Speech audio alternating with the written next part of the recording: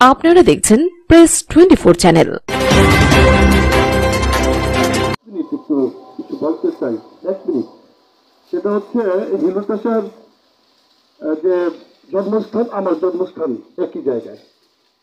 আমার যে বিষয়টা হচ্ছে যে হিলু চাষার সাথে আমার একটা লুকানো একটা স্মৃতি আছে। সেটা হবে 92 সনের ঘটনা।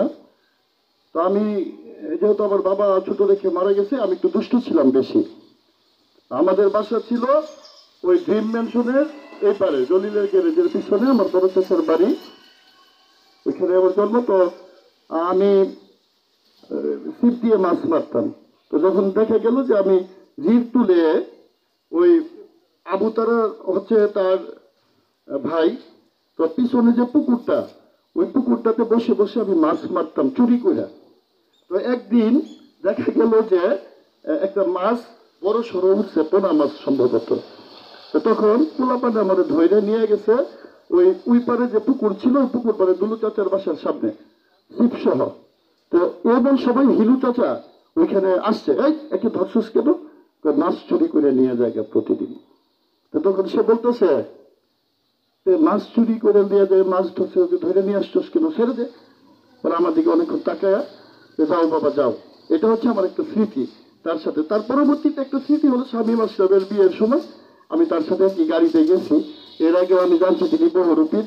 তো তিনি আমাকে মনে রাখছেন, পরে বললো তুই তো মাছ চুরি করতি, তুই কবি হইলি কিভাবে। তো এই যে একটা স্মৃতি, একটা বড় স্মৃতি আমি তুলে ধরলাম। দেখ যে জানলো সবাই যে শিল্পের অতুল সুন্দর, তার এই সৌন্দর্যকে আমি মনে রাখছি। তার আল্লাহ তাকে বেশ নাসিব করুন। আজকের আমরা এখন আবার আলোচনায় চলে যাব শিল্পের অতুল সুন্দরে। বলবেন আজকের একটু মাপ চাচ্ছি। হিলু ভাই বাসায় যখন গেলাম, হিলু ভাইয়ের আমার একটা কবিতার বই দিল, তার লেখা বইটি।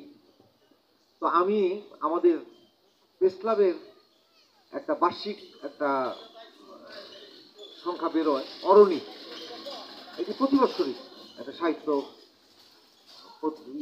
ম্যাগাজিন। তখন এটা ছাপার কাজ মানে মানে সব পাণ্ডুলিপি সংগ্রহ করা যেত। তা আমি স্বামী বললাম, স্বামী হিলু ভাইয়ের একটা কবিতা সিলেকশন করে এখনই পাঠাও। তখন হিলু ভাই হাসপাতালে, এখনই পাঠাও। সে আবার দুলুমুলু করতেছে, আমি তোমারও একটা কবিতা পাঠাও। এরকম করতে করতে জবরদস্তি করে তার কাছ থেকে কবিতাটা, কারণ আমি কম্পোজ করে দিতে পারি না, সেই কম্পোজ করে পাঠাইছি। আর আমিও কবিতাটা আমাদের যে ওই বার্ষিকীর যে সম্পাদক, যে তার কাছ থেকে দিচ্ছি। এবং হিলু ভাই অসুস্থ, আমি বলছি যে কবে প্রকাশ হবে, কবে প্রকাশ হবে। মানে আমার তড়িঘড়ি যে হিলু ভাই নিয়ে আমি বইটা দেব। হিলু ভাই যেদিন মারা যায় সেদিন আমাদের প্রেস ক্লাবের জিএম, এই জিএম এর মধ্যে আমাদের সেই বইটি আমার কাছে ছিল। খুঁজে এই যে হিলু ভাইয়ের কবিতা, হিলু ভাইয়ের কবিতার দেখার সাথে সাথে তার দুঃসংবাদটা আসলো যে হিলু ভাই আনন্দ। বইটা আমি আর কাকে দিব, কাকে দেখাবো। আমি একবার মনে করছিলাম নিয়ে আসবো, হিলু ভাইয়ের কবিতাটা আমি ছাপাইতে পারছি, দেখাতে পারি। আফসোস। ধন্যবাদ। আমি হিলু শাহাদাত হোসেন খান হিলুকে নিয়ে যে আলোচনা আজকের, এই আলোচনায় আমি এখন চলে যাব।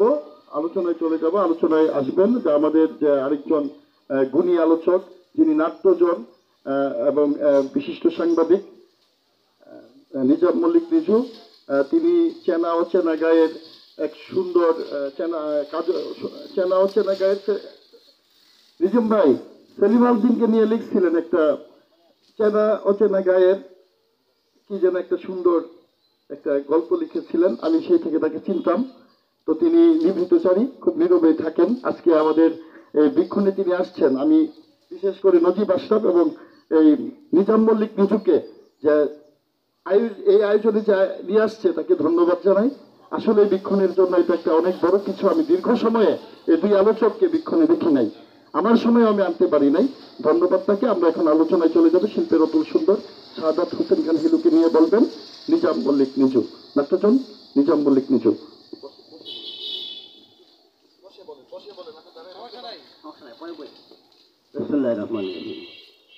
অতীত হঠাৎ হাতে হানা দেয় মানুষের বন্ধ দরজায়।